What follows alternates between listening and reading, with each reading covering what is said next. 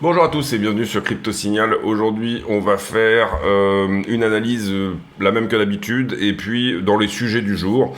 Étant donné que c'est une question qu'on m'a pas mal posée, je vais vous faire un point sur mon parcours, c'est-à-dire comment j'en suis arrivé à la crypto, etc. Quelle est ma formation, mon parcours professionnel, toutes ces choses-là, puisque c'est une question qui revient souvent sur le Discord, donc autant la traiter en vidéo. Daily sur BTC. Alors pas grand chose à dire sincèrement, sauf à dire que on est actuellement sur le support, donc c'est-à-dire que ici vous le voyez, on n'a que des mèches en dessous de cette zone ici des 26. Pour le moment on a ouvert la journée d'une manière plutôt baissière et on revient probablement ici tester le support. La question qu'on peut se poser en daily, c'est tout simplement, est-ce qu'on va venir prendre d'abord la liquidité sous ce point-là? Étant donné qu'on n'a pas tenu cette accumulation, c'est quand même ici quelque chose qui est relativement probable. Je suis en train de préparer en ce moment un tutoriel sur la méthode de trading ICT. Donc du coup, j'ai une entrée en trade sur les 25,8 ici, qui est cohérente par rapport au reste. Donc cette prise de liquidité qui se ferait en dessous de ceci. Et donc du coup, on verra si ça se met en place, si cette entrée se fera ou pas. Et du coup, ce tuto va être long dans le temps puisqu'il va être monté. C'est de la prise de trade en direct, donc ça va être relativement long. Tout ça, c'est pour le petit teaser pour ce tuto qui va être relativement sympa. Derrière, on a sur le 4 heures ici, vous le voyez, une accumulation également qui est en train de se mettre à plat, et je parle de celle-ci, je parle d'une distribution, autant pour moi. Donc on se dirige probablement vers toujours le même range, d'une certaine manière. Ici, hier, on a eu un joli petit pump, on va dire au 22,635. Quand est-ce que ça s'est fait? Ça s'est fait tout simplement quand on est venu casser la distribution qui était celle-ci, ici. Là, on a eu une petite accélération du prix, et pour le moment, on temporise. Donc pour l'instant, on reste, on va dire, dans une latéralisation qui se trouve entre 25,8 et 26,5 à mon sens, peut-être très légèrement au-dessus, mais on va tenir ici 26,5 comme étant le point haut.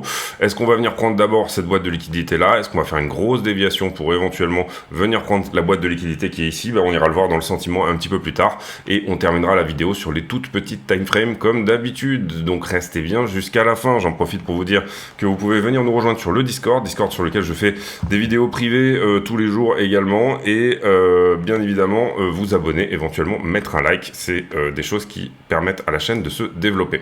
On va continuer sur le Total 3, c'est-à-dire toutes les altcoins sauf Bitcoin, Ethereum. En daily, pas vraiment de nouveauté non plus. On tient quelque chose ici, mais on n'arrive pas à percer ici la distribution qui est celle-ci. Pour l'instant, on va dire que, et là je vais me mettre en logarithmique autant pour moi, on va dire que on est vraiment ici à la porte de soit ça casse en haut, effectivement, et à ce moment-là on vient chercher tout ce qu'il s'est passé par le passé. Sous-entendu, en fait, on reste dans le range qui est celui-ci, range d'accumulation, probablement sur les altcoins. Ce range peut descendre d'un étage, c'est quelque chose qui peut arriver, mais je vois bien ici à ce stade tout simplement le fait de à chaque fois revenir visiter la borne haute, la borne basse. Borne haute à 400 milliards, borne basse à 300 milliards. Pour le moment, on est à peu près là-dedans, des oscillations d'une centaine de milliards. Ethereum contre Bitcoin, on s'accroche ici un petit peu à la branche, vous le voyez, l'accumulation qui est celle-ci, qui avait été percée ici, mais tout de suite récupérée. Donc on peut éventuellement exclure cette mèche, qui est relativement intéressante même à regarder. La résistance se trouve au 0,064. Voilà, question du jour, est-ce qu'on est en train de faire un triangle ascendant, une figure de retournement ici qui nous permettra de casser vers le haut et éventuellement d'aller revisiter la borne des 0,067, ou alors tout simplement est-ce qu'on est dans une sorte de bear flag qui avait déjà plus ou moins cassé ici, sur cette mèche là vers le bas, et qui est en train d'essayer de réintégrer, mais qui n'y arrive pas et qui dégage vers le bas. Pour moi, scénario privilégié, c'est une surperformance d'Ethereum, puisqu'on n'a plus grand chose en bas sur Ethereum. Maintenant, on a des choses, mais elles sont entre guillemets beaucoup plus bas. C'est-à-dire autour des 1300 $. Donc voilà, ça serait... On voit d'ailleurs ici que Ether est peut-être potentiellement en train de faire également cette espèce de triangle ascendant, figure de retournement plutôt fiable. Maintenant, il va falloir qu'il casse. On ne joue pas une figure chartiste avant qu'elle ait réellement cassé, voire retesté. Mais on peut l'anticiper quand même en amont. On peut éventuellement d'ailleurs même prendre le trade ici, prendre un TP max ici, et puis bien évidemment si jamais ça va plus haut, et ben c'est tant mieux. On a un très joli fair value gap ici, donc pour moi en 4 heures ça serait peut-être la zone à revenir revisiter éventuellement sur Ether à minima, c'est-à-dire les 1799 $. Maintenant on va voir si tout ça se met en place ou pas, ça dépendra bien évidemment de notre ami Bitcoin également. Stablecoin dominance, on en a déjà parlé hier, il n'y a pas grand chose de nouveau. Je crois qu'on a un petit gap, oui, on a un petit gap sur le CME qui est toujours en train de tenir et qui s'était mis en place le week-end du 17-18 août, là, enfin quand on avait fait la grosse baisse. Et en l'occurrence, ça a des bonnes chances d'être visité aussi pour moi, c'est-à-dire nous ramener au 27,5 à un moment donné, donc au travers de ce range, peut-être une déviation en haut pour fermer ce gap, pourquoi pas. Voilà l'idée un petit peu. Bitcoin dominance, est-ce qu'on perd l'accumulation ou pas? Pardon. Et ben pour le moment on est au contact ici, donc on peut pas vraiment en parler, on est au contact, donc voilà, pas forcément, on a ici peut-être une structure baissière qui est en train de se mettre en place dorénavant sur la Bitcoin dominance. Maintenant on va voir si ça perce ou pas cette accumulation là. Ça serait plutôt une bonne nouvelle au sens où on réintègre tout simplement le range précédent qui est ici, et que tout ça soit une déviation, plutôt une bonne nouvelle pour nos alts si jamais c'était le cas. Maintenant pour le moment on est sur le support et on rebondit sur le support, donc un petit peu tôt pour en parler. Les news, alors les news, pas grand chose non plus, si ce n'est qu'on a trouvé une résolution dans probablement il y a un deal qui s'est mis en place entre Digital Currency Group et Genesis. Genesis est un exchange qui proposait via Digital Currency Group et sa filiale, Gemini, alors excusez-moi, autant pour moi, j'avais mal lu avant de commencer la vidéo cet article. En fait ce qui se passe c'est que Genesis fait partie du groupe Digital Currency Group. Genesis était fortement débiteur et en fait c'était la filiale qui s'occupait pour les institutions, c'est-à-dire notamment les exchanges, etc., de sous-traiter toute la partie stacking, ce genre de choses. Et là en l'occurrence, visiblement, tous les investisseurs de Digital Currency Group acceptent de mettre la main à la poche et acceptent de renflouer Genesis qui avait, je le rappelle, cessé un petit peu ses activités. Donc les créditeurs ici vont être remboursés, à savoir notamment Gemini qui était quasiment au procès avec Digital Currency Group. Donc ça c'est une bonne nouvelle pour les gens qui avaient mis du stacking sur Gemini tout simplement. JP Morgan qui nous dit que l'horrible chute de Bitcoin est bientôt terminée. Alors attention à JP Morgan, il vous disait que Bitcoin était une fraude quand Bitcoin était à 15 000 $, il y a de ça pas très longtemps. Jamie Dimon qui est un petit peu à l'image de Larry Fink, vraiment un serpent de la finance, donc du coup faites attention aux news de ce côté-là. Mais bon, ça peut permettre à éventuellement de donner un petit momentum à l'achat. Attention que des insiders ici ne soient pas en train de se placer à la distribution, justement, à contrario de cette, entre guillemets, news. Ici, et d'une certaine manière, je crois que c'était... je sais plus comment il s'appelle. Son nom m'a échappé, je crois que c'est... Finkler, je sais plus ce que c'est son... Je vais vous le retrouver tout à l'heure.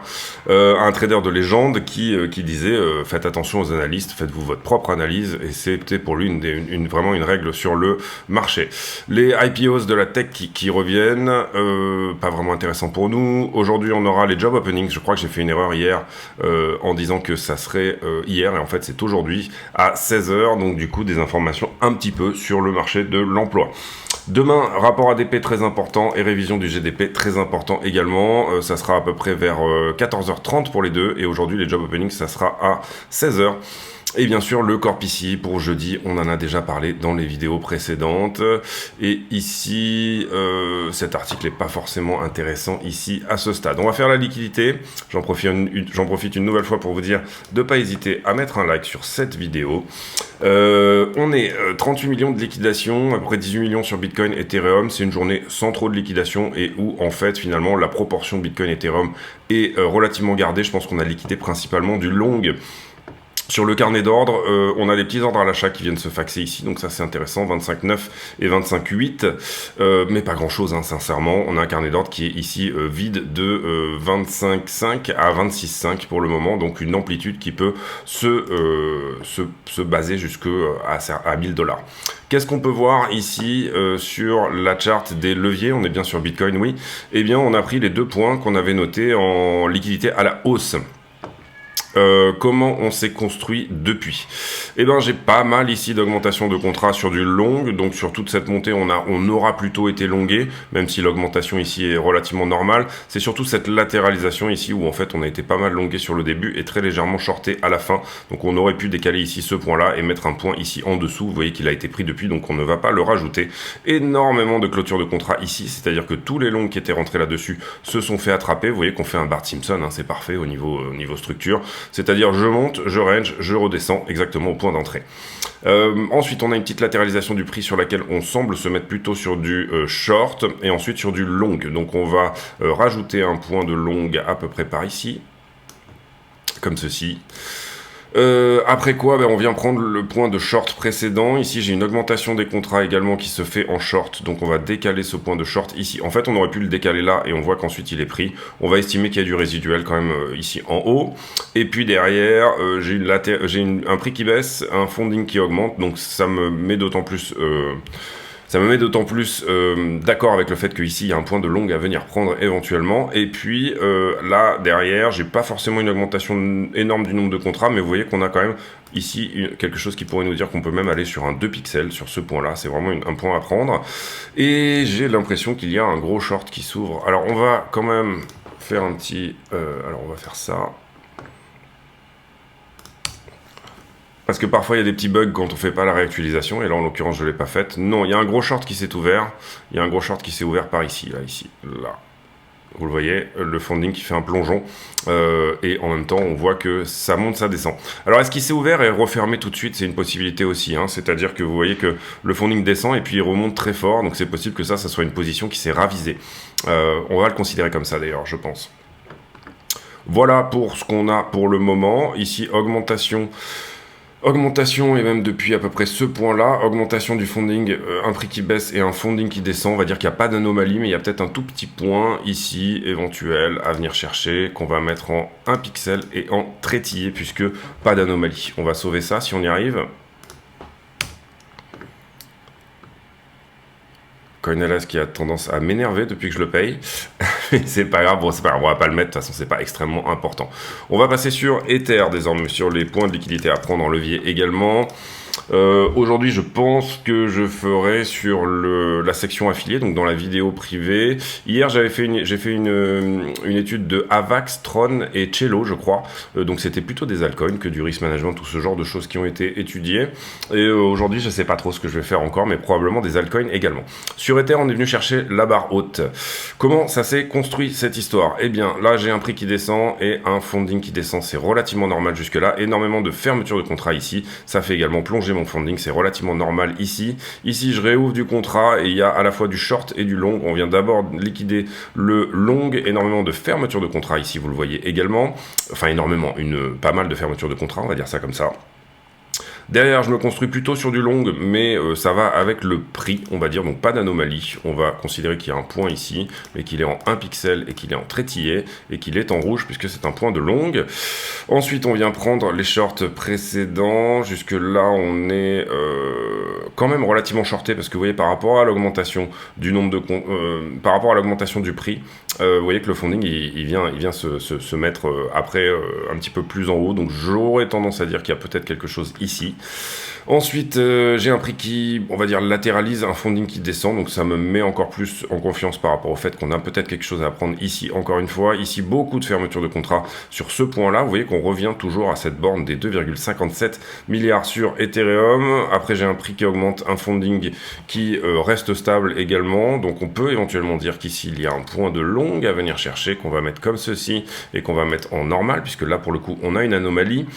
Derrière, augmentation du funding, augmentation du prix, mais le funding descend, donc ça me conforte dans l'idée encore une fois que ce point-là est longué. Et puis ensuite, j'ai un prix qui descend, un funding qui augmente avec une diminution du nombre de contrats, donc on peut éventuellement imaginer qu'ici il y a également un point de long à venir chercher. Grosse position également qui s'ouvre en même moment que Ethereum, donc on a probablement quelqu'un, au même moment que Bitcoin, donc on a probablement quelqu'un qui a joué ici les deux tableaux. Est-ce que cette position se ravise ou pas? J'ai l'impression que oui, hein. On le voit pas forcément ici sur les contrats. En tout cas, voilà, ça me met dans l'idée que potentiellement, voilà les points éventuels à venir chercher dorénavant. On va un peu mieux placer celui-là. On va sauvegarder et on va passer aux poches de liquidité. Poches de liquidité qui, j'ai pas actualisé ici encore, sur les 5 derniers jours. Et là, on est à nouveau sur Bitcoin. On n'a pas énormément d'entrées en position sur cette descente au niveau des shorts. On a quelques entrées en position en longue, mais elles sont nettoyées par 2 fois. Vous voyez, sur cette espèce de double top ici. Hein. Derrière, j'ai toujours cette poche de liquidité ici en dessous, hein, c'est celle qu'on a identifiée sur la chart. Un delta qui est plutôt en faveur des shorters, c'est-à-dire ça irait plutôt dans le sens d'un short squeeze, une liquidation vers le haut, hein, une hausse du prix pour le moment. Et la poche de liquidité supérieure, on l'évalue à 26 350 à peu près sur les 5 derniers jours. Sur Ethereum, même chose, poche de liquidité. Et bien en l'occurrence, on peut voir ici que cette grosse position a été liquidée. Attention à cette position à 1619. Si jamais il n'a pas pris profit à ce stade, on a des bonnes chances de venir faire un double bottom ici, ou en tout cas venir rechercher ce point-là. Pas énormément de positions non plus qui se sont faxées depuis la descente de cette nuit, et pas énormément de longues non plus en face. Donc en ce moment, un relatif attentisme par rapport à Ethereum. Ce qu'on peut voir également, c'est que le delta est en faveur des shorters également. La poche de liquidité du haut se trouve au 1669, c'est-à-dire dans cette borne-là. On n'était jamais allé chercher également cette position-là au 1678. Là, vous voyez qu'il y a une grosse position. Et on n'a jamais pris également cette position au 1619. Donc peut-être un petit retour de la volatilité qui nous permettrait de faire haut de range, bas de range, enfin déviation en haut, déviation en bas plutôt, pour Ethereum éventuellement. La question est dans quel sens on part en premier, vous l'aurez compris. Ensuite, on a effectivement un petit retour de l'open interest. Ici, on voit que ça se charge sur la 12 heures. Est-ce qu'on est plus longué ou shorté? J'ai l'impression qu'on est un peu plus longué. Le prix va vers le bas. On en a donc liquidé une partie. Sur la 7 jours, oui, on voit que là, vous voyez que cette zone que je vous disais qui apparaissait en vert depuis un certain temps est en train de passer en jaune. Donc on a des fortes chances ici de venir dévier sous les 25,4 à ce stade. Si jamais on pousse très fort, éventuellement on va venir revisiter les 25. Maintenant qu'on a regardé la liquidité, on va aller voir après sur le prix ce que ça pourrait éventuellement donner. Mais en général, la 7 jours ne ment pas. Maintenant, on a tout à fait une possibilité qu'il y ait une news un peu catalysante, par exemple sur l'emploi ou par exemple ce genre de choses, et qui puisse nous pousser plutôt vers les 27,2. Mais étant donné qu'on a traîné dans la zone, on a accumulé du long, donc ça irait quand même plutôt dans le sens d'une déviation vers le bas sous le support. On va revenir ici sur Ethereum également sur la 12 heures. Et sur la 12 heures, sur Ether, on est plus longué que shorté. En tout cas, c'est l'impression que ça peut donner également. Donc, même chose que Bitcoin. Et sur la 7 jours, eh bien, pour le coup, la poche de liquidité dont on parlait sur Bitcoin, elle a été prise là, de ce côté-là. Et celle qu'on est en train de forcer en ce moment, c'est plutôt la verte que vous voyez ici, donc sous les 1006. Si jamais on pousse assez fort, ça irait à 1581. Borne haute à venir chercher. Là, on parle de la one week uniquement, hein, donc de la semaine. Eh bien, 1715. Donc, on a vraiment décalé les niveaux. Ici, vous le voyez vers le bas. Est-ce que ici, à ce stade, en regardant les 1 mois, on voit qu'il y a vraiment beaucoup de shorts à prendre sur Ethereum? La réponse est oui. La question maintenant, c'est, vous voyez qu'on en a pas mal qui rentrent à 1710 effectivement, ça c'est pour plus avoir une proportionnalité, et on a encore du monde qui reste au 1920. Si on regarde la même chose sur Bitcoin, pour avoir les proportions encore une fois, je sais qu'il y a beaucoup de gens qui ont ici pris position. Maintenant, quand on parle des 1 mois, on regarde aussi 2 semaines en amont. Sur un swing, vous pouvez très bien rester en levier 2 semaines. 1 mois, je pense pas, je pense que c'est un petit peu long, mais par contre sur Bitcoin, vous voyez que un petit tour sous les 23,3 en monthly, quand on regarde la chart en monthly, d'abord un petit tour sous les 25 dans un premier temps. Si jamais ceci n'est pas protégé, hein, et ça avait été protégé ici une première fois, si jamais ceci n'est pas protégé, eh bien à ce moment-là, ça voudrait dire qu'on vient chercher les longueurs en x25 qui sont en position déjà depuis un certain temps, à savoir notamment, eh bien on va dire depuis 1 mois hein, à peu près, et puis ici vous voyez que ça a forci un petit peu dans les 12-13 derniers jours, ça a pas mal forci dans la zone. Donc on a ici du long qui a très bien été sur la grosse mèche qu'on a faite ici, nettoyée. Il y a des positions résiduelles et ici ça correspond je pense au x25. Maintenant vous comprenez également que les x25 d'avant, avant qu'on fasse la chute, se sont transformés en les x100 de maintenant, d'accord? À peu près, hein. Non, on doit être sur les x50 ici, pardon. Et là on a les x100, et bien vous voyez que ici sur cette latéralisation on a énormément maintenant dorénavant de liquidités qui pourraient nous dire que potentiellement cette histoire là peut aller plus bas. Donc à force de latéraliser dans le coin, et ben on est peut-être en train de construire une poche de liquidité encore plus bas. Donc on va la noter celle-ci, on a dit qu'elle était entre 23,2 et 23,8, on va aller la noter sur la charte. tout en gardant à l'idée, bien évidemment, que c'est du 1 mois. J'étais sur quoi là tout à l'heure? Ici, j'étais là-dessus, ouais. Alors, on va désormais maintenant aller voir... Excusez-moi, donc oui, on était en train de faire les petites time frames pour la conclusion de cette vidéo. Alors, meilleur scénario, on en a déjà un petit peu parlé. Scénario le plus probable, j'aurais tendance à dire, en vue de la liquidité, ça serait de venir nettoyer tout ça et ensuite faire un rebond. Je parle ici de la première box qui est ici, qui s'est considérablement, bien évidemment, densifié sur les derniers jours. Hein. On a eu beaucoup d'entrées longues ici sur ce mouvement-là. Maintenant, est-ce que ces entrées longues sont des entrées institutionnelles? Est-ce que ça va être défendu ici? C'est-à-dire, est-ce qu'ils ont l'argent de défendre leur position? Ou alors, est-ce qu'on est plutôt sur du retail? Malheureusement, on n'a pas vraiment d'indicateur pour se chauffer là-dessus et comprendre un petit peu où ça va. Possibilité également, carrément, de venir... alors, moi, j'aurais plutôt tendance à dire à 25, voilà, de venir éventuellement faire quelque chose comme ceci. Tout à fait possible également. On va noter ici, on va dire sur une dimension de mois plus importante, que effectivement, il y a aussi quand même quelque chose, et on a parlé tout à l'heure entre les 23 à peu près, et les 23,4 il me semble, j'ai déjà oublié, on était entre 23 200 et 23 800. Pareil, est-ce que ces positions vont être protégées ou alors est-ce que on va désormais se diriger vers le fait de venir les chercher? C'est également une autre question qu'on pourrait se poser. Donc on va remettre cette boîte de liquidité qui est suspendue ici entre, on va dire 23,2 et 23,8, hein, c'est à peu près quelque chose comme ça. Ici, on va en augmenter l'opacité et considérer qu'il y a encore du long résiduel dans cette zone. Pourquoi ça? Parce que tout simplement, cette zone s'est pas mal densifiée depuis qu'on a ici tapé cette zone-là. On en avait déjà ici avant, hein, c'est probablement même des gens qui étaient rentrés avant ce mouvement-là, donc une partie a pris profit. Mais vous avez vu que sur la 1 mois, sur les 15 derniers jours, on a quand même du monde qui s'est rajouté également sur cette borne-là. Maintenant, on a quand même aussi également des résiduels probablement qui sont dans la zone de liquidité qui se trouve ici au 31.